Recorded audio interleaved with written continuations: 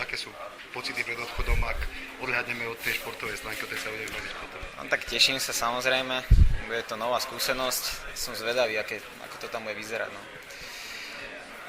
Ešte som vlastne na takomto podujatí nebol, je to prvé tohoto druhu, čiže uvidíme. Zisťoval nejaké informácie predtým cez internet? No, pozeral som si, snažil som sa nejak bližšie zistiť. Bude tam, teda, čo som sa dozvedel, bude tam 26 športov. Čiže dúfam, že budem mať možnosť popozerať aj na iné športy. Teraz pokiaľ je to športovou stránkou, viem, že donedávna, že si mal nejaké zdravotné problémy, že si určitý čas aj vynechal z tréningu. V akom stave si teraz, deň odchodu? Myslím si, že som pripravený až na to, že 4 dní dozadu som mal takú výrózu. Cítim sa teraz trošku taký zničený, ale tak dúfam, že súťažím 22., čiže dovtedy by som mal byť v poriadku.